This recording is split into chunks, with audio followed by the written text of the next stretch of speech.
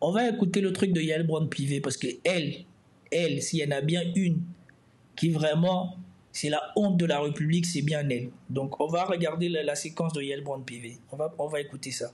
Je vais commenter ça aujourd'hui. Aux côtés de Donald Trump, il y a l'un des hommes les plus puissants et les plus riches du monde, c'est Elon Musk, qui hier soir, quelques heures après l'investiture du président, il a lui aussi participé à un meeting où étaient rassemblés des milliers de ses partisans. Et pendant son discours, il y a eu un geste qui a pu choquer le monde entier, qui est commenté aujourd'hui, geste répété 2 fois.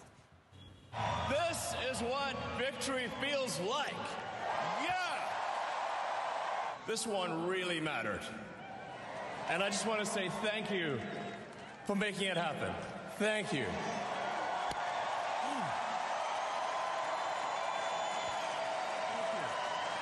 My heart goes out to you. Moi, sur ce geste, je ne veux pas faire le pro-Trump ou le pro-Susboul ou quoi que ce soit. Et franchement, mon opinion, c'est que ce geste décontextualisé, quand je le vois, c'est le sali pour le moustache. Et chose que j'ignore, je ne sais pas si lui, il est raciste ou pas. Je ne sais pas si Elon Musk est raciste ou pas. Mais je vois que lui, il soutient la plupart des partis qui auraient des accointances avec le racisme. Comme on dit chez nous, quand ça parle comme, ça mange comme, ça fait comme, c'est comme. Mais je ne veux pas l'accuser ici parce que jusqu'à aujourd'hui, je n'avais aucune raison.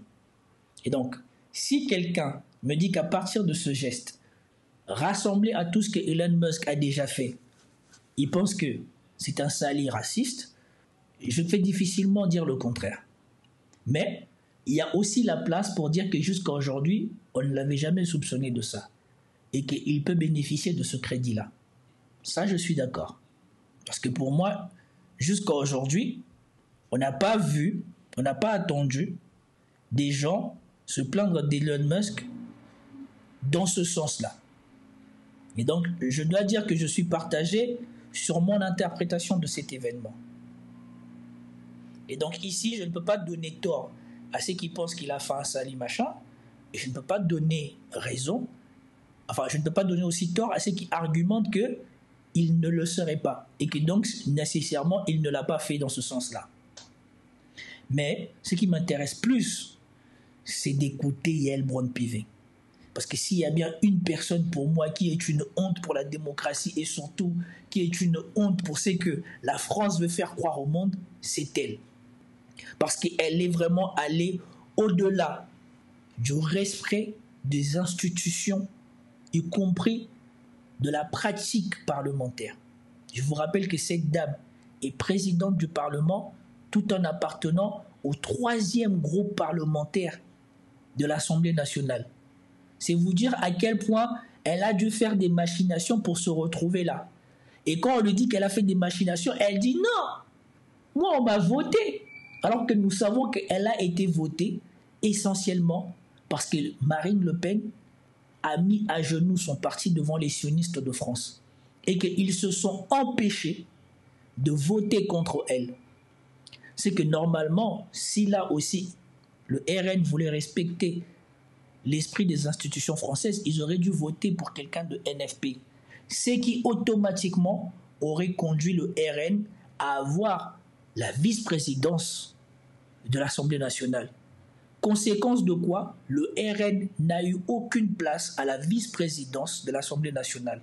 Mais ça, Marine Le Pen, elle s'en fout, parce que ce qu'elle voulait, c'était devenir un parti accepté dans l'arc républicain et gagner l'argent que tous ces autres partis gagnaient. Parce que là aussi, c'était l'une des conséquences que je vous avais dit depuis. Je vous ai dit que Marine Le Pen fait tout ça parce qu'elle, désormais, elle veut l'argent, parce qu'elle vient de passer par des moments difficiles. Et ça s'est matérialisé avec le procès dans lequel elle est.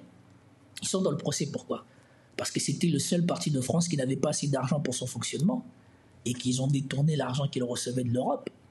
Et une fois encore, là aussi, on veut montrer qu'on est de l'élite et que la loi ne s'applique pas à nous. Et souvenez-vous de la vidéo que j'ai fait ici où je commentais, c'est que le Sénat avait fait aux médecins du Sénat qui voulaient dénoncer que il y avait une femme qui faisait chanter les sénateurs. Bon, peut-être que c'était leur courtisane ou leur bail. Et ils ont préféré virer le médecin du Sénat qui allait la dénoncer que le sénateur lui-même. Et quand on l'a expulsé, et quand il a dit qu'il allait attaquer le Sénat, vous avez entendu ce qu'on lui a répondu. Pure réponse de la bourgeoisie.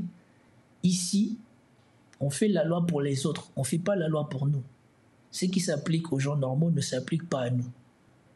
Et c'est exactement ce que Marine Le Pen voudrait aujourd'hui invoquer, qu'elle n'a pas détourné l'argent de l'Union européenne, que ce n'est pas un crime. Et les gens m'ont parlé du fait que le NFP ou la France Insoumise avait fait la même chose. Je n'ai jamais attendu ou je n'ai pas vu les argumentations de ce qu'a fait le LFI et de ce à quoi on les condamne. Mais ce qui est sûr, c'est que c'est accablant puisque on retrouve des emails et des choses du côté du dossier contre le RN que moi je n'ai pas forcément vu dans la presse ou que ce soit pour le LFI. Mais poursuivons avec Yael Braun-Pivet. C'est un geste qui a été analysé par des experts pour dire que c'était un geste nazi, mais lui répond que ceux qui voient dans ce geste salut nazi devraient trouver de meilleurs coups tordus. Mais c'est sans aucune ambiguïté, non? Alors, je ne sais pas ce qu'il a voulu faire. Moi, j'ai été frappée, j'ai regardé l'extrait, j'ai été frappée par son agitation déjà. Je trouve qu'il est très volubile dans ses gestes, dans ses propos, et cela m'a un peu inquiétée. Franchement, écoutez, j'ai été inquiété par ses gestes, par lui. Elle peut se permettre de dire ça. Quand on voit toutes les fois où on soupçonne Emmanuel Macron d'être sous CC. Souvenez-vous de Donald Trump qui nettoie le costume de Macron. Souvenez-vous des yeux de Macron dans certaines interviews. Souvenez-vous de la députée qui dit que ce monsieur-là, il est sous un état machin et qu'il faudrait arrêter. Mais c'est elle aujourd'hui qui vient commenter le geste de Elon Musk en se basant sur le comportement de Elon Musk. C'est l'hôpital qui se fout de la charité. C'est incroyable. Au-delà de ce geste dont j'ai entendu les différentes interprétations, moi je m'attache surtout aux faits et à ce qu'il dit. Mais vous n'y voyez pas en ce moment nazi ? Non mais en ce moment il soutient la... Franchement, il faut toujours s'intéresser à Yael Braun-Pivet quand elle vous dit qu'elle s'intéresse aux faits. Il faut toujours vous intéresser à Yael Braun-Pivet quand elle dit qu'elle s'intéresse aux faits.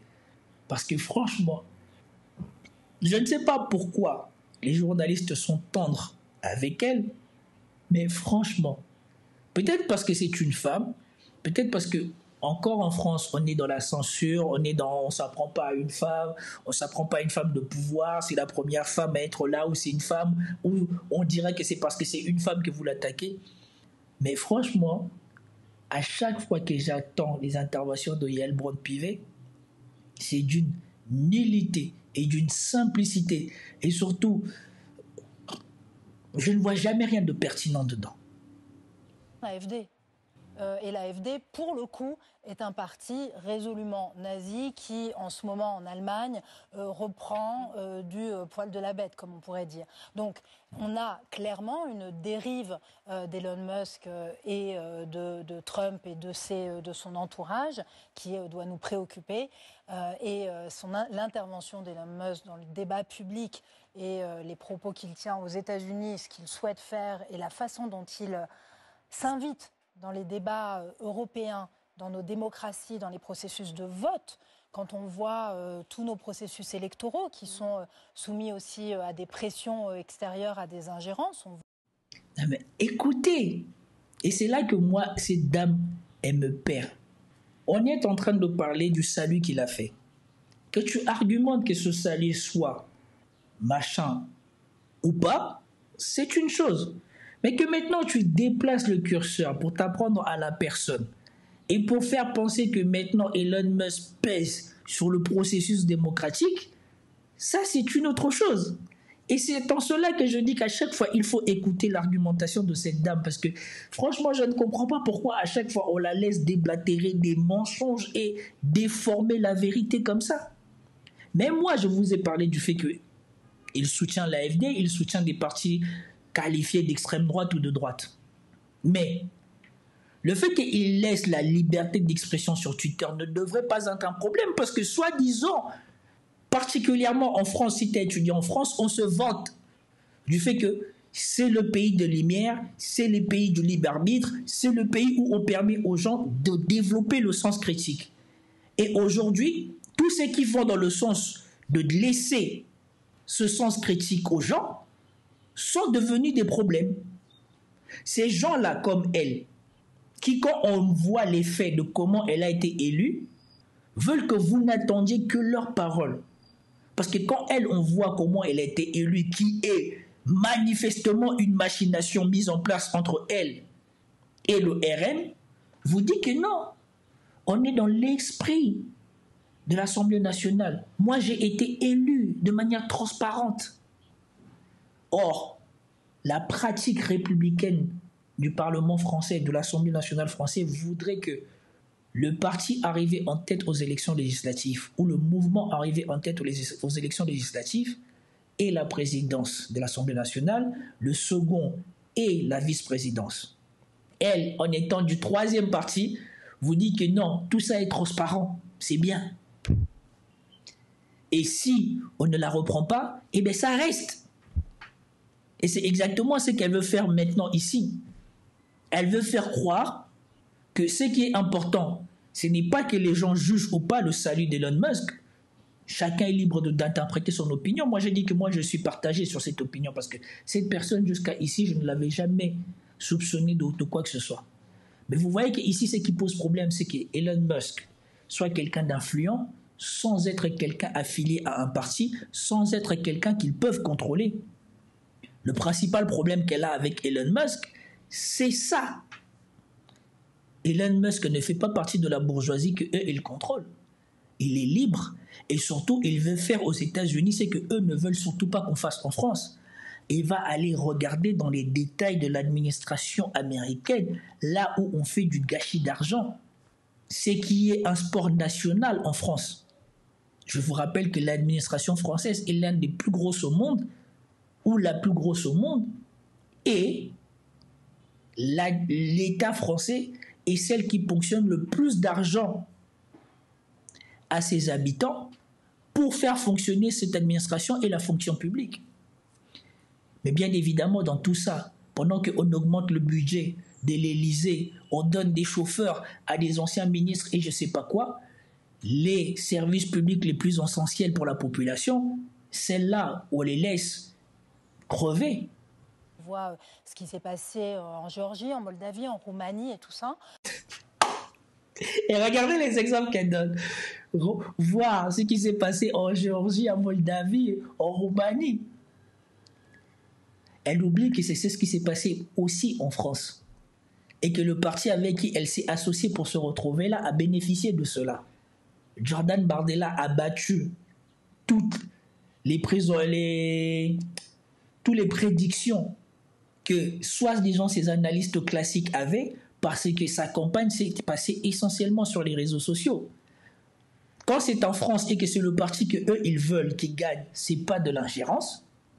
Mais quand c'est les autres et que les personnes font à peu près la même chose, gagnent, là c'est des ingérences. Et surtout, quand d'autres gagnent là-bas, c'est de la triche, il faut forcément revenir dessus. Mais ils se sont pris une bonne claque en Géorgie, puisque leur candidate en Géorgie, celle qui disait qu'elle ne va pas démissionner, il va falloir la dégager de là, elle s'est rendue compte qu'elle avait peut-être l'appui de l'Union européenne, mais l'Union européenne ne vit pas en Géorgie. Et ils l'ont dégagée. En Roumanie, ils ont mis la pression pour faire annuler les élections. Mais que pense-t-il qu'il va se passer maintenant qu'ils ont fait ça? Le mec, il est devenu plus populaire que jamais et sûrement que maintenant, il bénéficiera d'une plus grande couverture encore quand ils vont refaire les élections. Et donc là, je ne sais pas quel trucage ils vont devoir mettre en place pour qu'ils perdent. Je me demande des fois si ces gens-là ont vraiment la cervelle qui marche bien. Je pense que le fait qu'un tel individu possède un tel réseau social est extrêmement préoccupant. Voilà, c'est tout ce que je disais.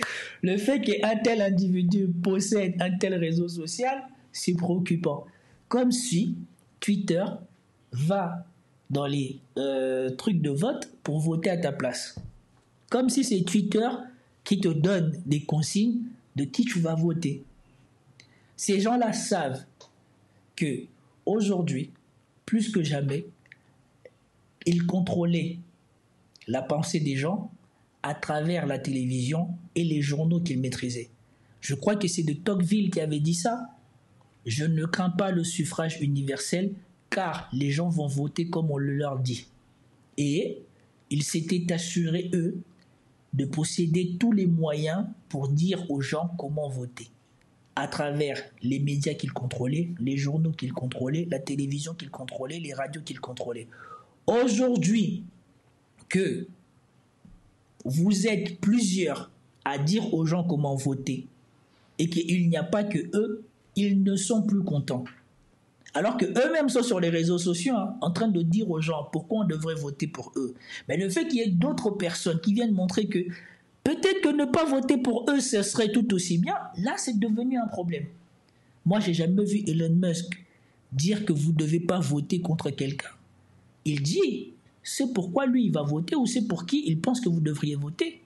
Mais est-ce que quand vous allez prendre votre bulletin de vote pour voter, Elon Musk est là avec vous? Et ces gens-là, parce qu'ils savent qu'eux, ils faisaient ça avant, aujourd'hui que ce n'est pas eux qui le font, ils comprennent bien que c'est un danger.